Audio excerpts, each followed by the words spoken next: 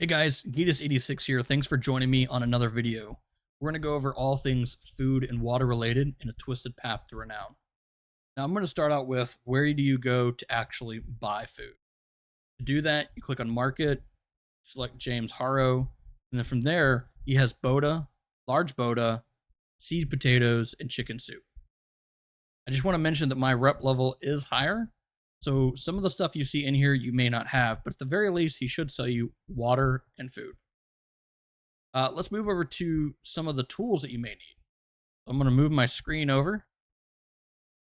Some of the tools you're going to be needing are the dipper, which can be found at Caravan, the cauldron, which that could be found in the camp south of the map at Little Lumber Camp, as we call it. The frying pan, this can be found at Annie's Village. It's a little barn that the shovel spawns in. It's got an anvil. You should be able to find the frying pan right there in either the table or a basket. The pot, this is found at Ile's farm. It spawns inside the farmhouse that you need a key for. The patrol pretty much rims by the James Sullivan area, and usually if you kill those bots, you can get 1 or 2 keys for the farmhouse. It's a good place to farm up a lot of spices and get some of the best food modifiers in the game. Speaking of food, let's talk about some of the good food in the game. I'm going to open up my food shelf, and from here you can see I've got canned deer heart with tomato. That gives excellent energy, hydration, and it gives buffs. The buffs being max energy endurance, max stamina, and all food provides some stomach fullness. Some foods give you more stomach fullness, some foods give you less. A good comparison would be this melon. It gives you less stomach fullness compared to my can of soup that I had. Excuse me, the can of deer meat. But the melon offers one thing that the can of food doesn't. It offers plus 25 max detox speed. Although it doesn't offer as much energy, it does offer some hydration. This isn't a terrible food in the fact that it does have a debuff. If you look there in the middle, it says max endurance for 15 minutes is negative. That is stacking. If you were to continue eating this melon, that would stack. The same with water. I mentioned James Harrow sells clean water. This is dirty water found at rate. Dirty water does a -4 max to quickness for 8 minutes. The small water only does a -3. So if you're in a pinch in a raid, I recommend using the Boda bag with river water. But, to each their own. Another thing you can do is at every POI you go into, there's always going to be some sort of apple, avocado, something like that you can eat. I always encourage players when they're in a POI, after they've completely wiped out the POI, grab some apples and eat it. These little boosts of energy and hydration are going to help sustain you longer on the raid so you can get more of the valuable stuff you want out. Tobacco, although not necessarily a food, does provide quickness and sprinting buff for about 5 minutes. The foods most people say to avoid, but in some scenarios you could make it work to your advantage. Oysters providing minimal hydration and energy, plus max endurance, but they give you intoxication. If you're okay with having a fuzzy screen, this could be a lifesaver getting you out of a raid. Salmon, on the other hand, as well as sardines, provide one of the worst buffs you can get in the game, and that is a negative factor to your hydration. It stacks. So if you're already thirsty and you eat this, you're going to get even more thirsty and even get thirstier quicker.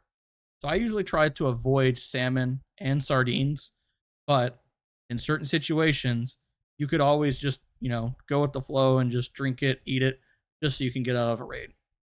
The store-bought stuff from James Harrow is the chicken soup and the seed potato. His stuff has energy and hydration, does have a debuff to max sprinting speed, as well as the seed potatoes do give you intoxication. But remember, you can always eat your melon to reduce intoxication, and some foods over here also provide that same detoxification, such as chicken soup here. Speaking of that, let's talk about where we go to craft foods. So to craft foods, you're going to go to Workshop, and you're going to go to the Preserve tab like I have here. Let me move the screen over just a little bit for you guys so you can see it.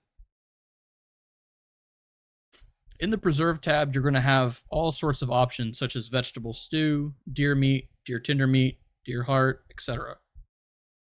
The vegetable stew is the easiest to make. All you have to do is find the vegetable ingredients, the can, the spice, and you're good to go. If you click show results right here, it'll actually show you what benefits the stew has. The stew has the best hydration. So if you're going into a raid and you don't want to carry Boda bags per se, you could just carry a couple cans of vegetable stew, and that should get you on your way.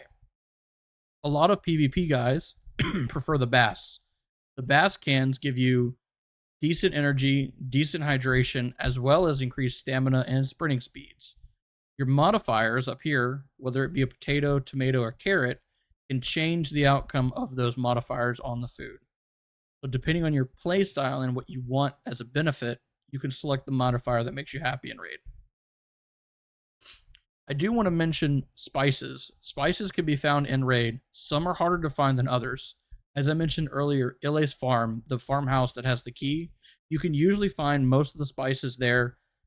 When you walk in, it'll be on the shelf on your right. Caravan Camp has some of the best spices you can get in the camp. Although, just be warned, it is a highly contested PvP area. The coveted sage, which can only be found at Annie's village, is often found in the miller's room. I might have to get back on that. I'm not sure if it's Miller or Smith. I want to say it's Miller's. But regardless, all the spices can be found at all 3 POIs in Annie's, Johnson's house, Miller's house, and Smith's house. I think I've covered everything food related, but I do want to mention, just because they say dirty or they give a negative factor doesn't necessarily mean they're bad. I just want to point out that, hey, take a second look on the label and make sure you're eating what you want to eat and not what you don't want to eat. For example, if you're doing an Iron Mine run, there's a lot of fish products there. You're loaded up with the sweetest gear in the game. You don't want to go out eating salmons and sardines. That would be a terrible way to go. There is in the Iron Mine cans of chicken soup as well as river water in a white container. Those have 6 uses, so you can, and the teammates can share them and, get out of the raid potentially. If you have any questions or anything, please hit me up in Discord or any of the prospectors. I look forward to doing more of these videos, and if you have any other ideas or any other tips or tricks you want added, just let me know. You guys have a good night.